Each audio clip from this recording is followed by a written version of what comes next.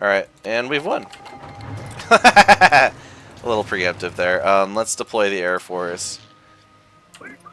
And then I'll give my troops here on the right, our army boys, some orders. Should have probably made the plan beforehand, but it really doesn't matter. It's not like I'm asking my infantry to win the war. It's the tanks that are going to win. And speaking of, Konstantin Rakovsky is literally almost exactly at the point where he could be level 5, which would be quite good for us. That would be pretty cool. Especially before the Germans even attack. It'll be handy to have that. And then I recommend giving all of your different tanks different places for them to occupy right away. Just to keep things going. Alright, and then there's the micro ready to go. Let's watch it unfold, shall we?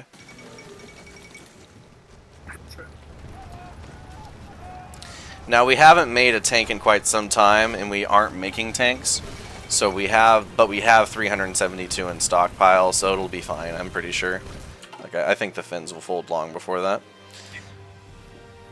The biggest difference between real-life Finland and in-game Finland is they basically never defend Karelia with all of their might like they did in real life. Like, they put a lot into defending the Karelian Isthmus from the Russians, and that's where most of the casualties happened, because they had the Mannerheim line there, which is kind of like a Maginot line, but actually working. It was not like a lot of huge, heavy fortifications, was it? It was a lot of like lighter. Mostly dug into natural fortifications, and like there's not too much steel going on. So like you don't see any of the huge bunkers like you would in with the French fortifications. Okay.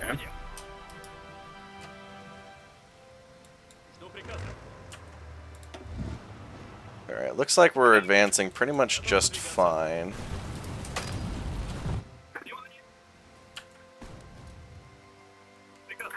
And what's really nice is if you beat the Finnish this early and make them your puppet, they'll give you minus 5% consumer goods for like a couple of years. Dude, that's awesome. And we've already captured the capital. They just don't have enough manpower to defend themselves, really. That's why when I play Finland in my playthroughs, almost always I'm playing with the mass assault doctrine, and then I go right side so I can get the extra recruitable population. That makes sense. Yeah, that way you actually have enough soldiers to guard your borders. Yeah, I've played Finland a few times, and I have always kind of felt like, how the fuck do you actually win? Well, we pretty much already won, I'll put it that way. Like, I know I preemptively said it at the very beginning of the war, but it doesn't make it any less true, essentially. And I like that as the Soviet Union, you get these small wars to participate in before the Great Patriotic War as well. Like, it's really cool that we get to help Spain defeat the fascists, and then we get to take Finland over. It gives us some experience for fighting. Obviously, it's not going to be at all on the same scale as what we're used to. Oh, hey, would you look at that? The Baltics are ours. Hey, there we go. And all their equipment as well. How handy.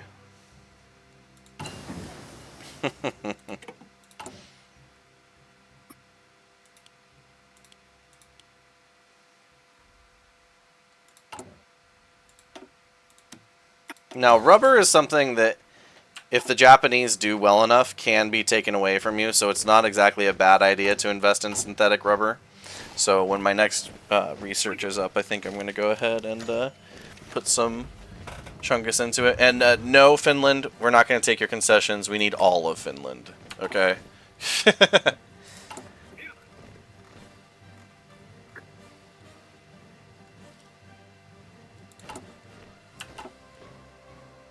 Alright, looks like it's pretty much ogre for the finish. Usually when you take Ulu is when it goes by. When then my mountaineers are moving in to seize basically any other victory point. Yeah, I'll let you finish off the war. The tanks have already done their damage. Speaking of, did Rakowski get that 5th level? He sure did. Oh, but they gave the points to defense and planning? Oof. That's trash. For as far as tank commanders go, you definitely want your skills to go for attack and supply more than anything else. I would agree with that. I mean, defending is good, because when you make an encirclement, your tanks usually have to sit there for a minute. They can't just go sicko mode the whole time. And especially if you are waiting for the rail lines to, like, convert over to the right gauge.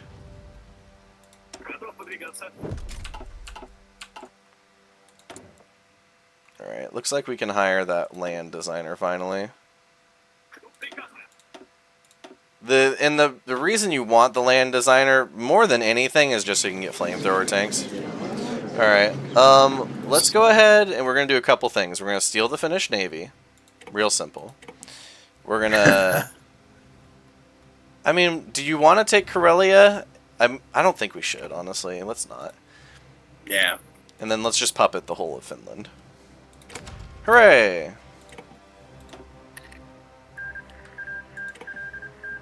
Now it's a lovely color, shade of like salmon.